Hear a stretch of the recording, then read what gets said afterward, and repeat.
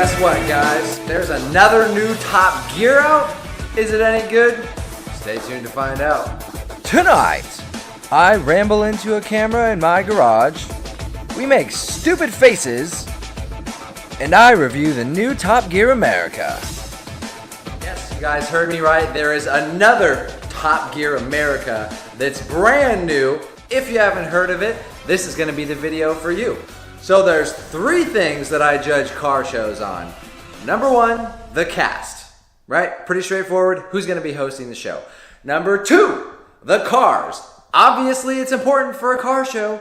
Number 3, the camera work. Do they have good panning shots? Do they have good special effects? Things like that. So let's dive into it, starting number 1 with the cast. This is probably the most important one. You can have great cars, you can have great camera work with shitty cast. Nobody's gonna watch it. We all know that from the most recent Top Gear change with Chris Evans, don't we? The first host of the brand new Top Gear, Bill Fichtner. Now, you guys may know him from such movies such as Elysium, Black Hawk Down, The Longest Yard. He played a cameo on Entourage for a lot of time, the TV show on HBO. Now, I like this guy. He makes great jokes. He keeps a straight face, which actually makes him funny, right? He's not too excitable. He doesn't get all crazy about the cars and things like that. He keeps it straight, but when he makes jokes, they're actually funny because he's not laughing at them. That was one of the biggest problems I had with the previous Top Gear hosts, like Tanner Faust. He would do this stupid high-pitched laugh at himself. The second guy, I actually like him as well. His name is Tom Ford, nicknamed Tom Wookie Ford. I don't know why his nickname is Wookie, but I guess you can Google that shit if you really want to. Another automotive journalist, great guy, knows what he's talking about, not too excitable, makes jokes when he can, but he knows a lot about his cars, right? And he is a journalist, so he's obviously comfortable being in front of a camera. He was a host on the previous show, Fifth Gear, I think only for a couple of seasons. Some of you may not even know what that show is, but again, he's comfortable in front of the camera, right? That's the most important thing. Now the third guy, the guy that I have a problem with, Antron Brown. He has no prior film experience, no prior journalism experience.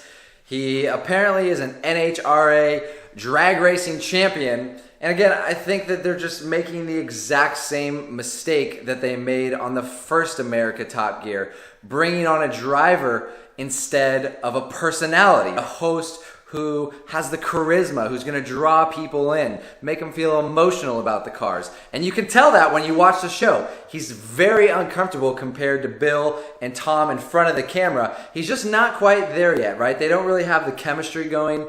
I've only watched 3 episodes so far, but you'd think by the 3rd, 4th, 5th episode that they'd start to get some chemistry going, and I'm just not feeling it from Antron. What makes Jeremy and James and Richard so special on camera is that they genuinely seem like they're friends that are just messing around with each other and joking at each other. They're so comfortable in front of the camera, it's almost like you're just peering into their life. It's just 3 guys that love doing stupid shit on cars, and we're just watching them do it, right? It doesn't feel that way yet with these 3 new guys. Now, with that being said, the show is brand new. These 3 guys were probably not friends beforehand, so it's going to take some time to get the chemistry together. So I'm going to give them a little bit of a buffer, but I'm not feeling Antron regardless with the chemistry. That's right, you guessed it. The next thing is cars. First of all, they drove a racing minivan around their track. I guess it was sort of cool because the minivan was fast, but seems stupid in my opinion. That was a waste of time. Hated that segment. Episode 3, a lot of what they did was buying budget camper vans so that they could go camping in it for $3,000.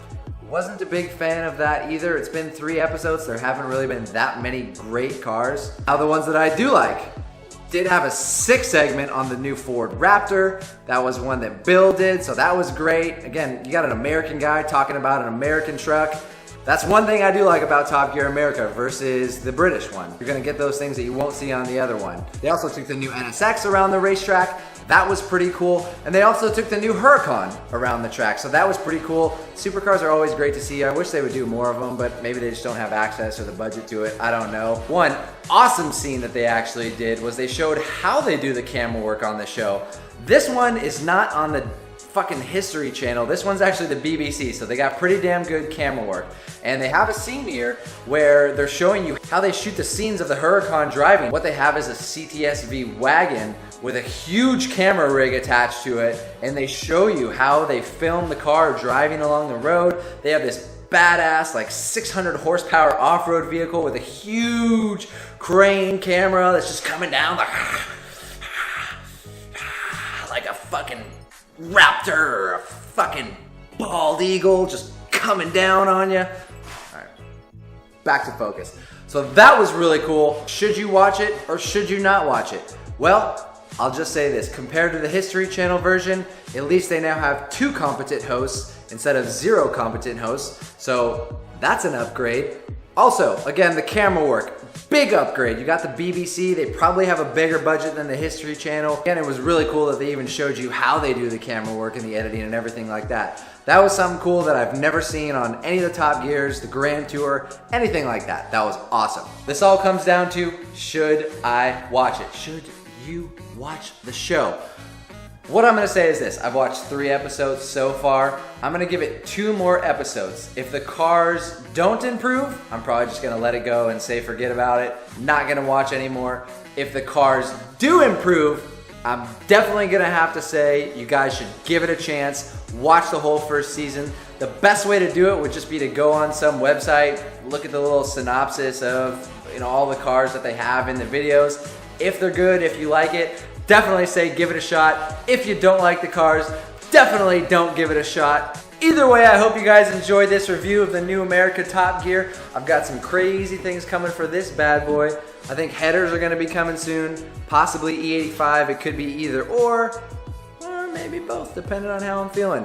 If you guys know anything actually about different headers, I'm looking at Texas Speed, Cooks maybe. If you have experience with that, comment down below. Let me know what you guys think about those headers, and also comment down below. Let me know what you think of the new Top Gear America if you guys have gotten a chance to watch it. But that's gonna wrap it up for today. I'll see you guys next time.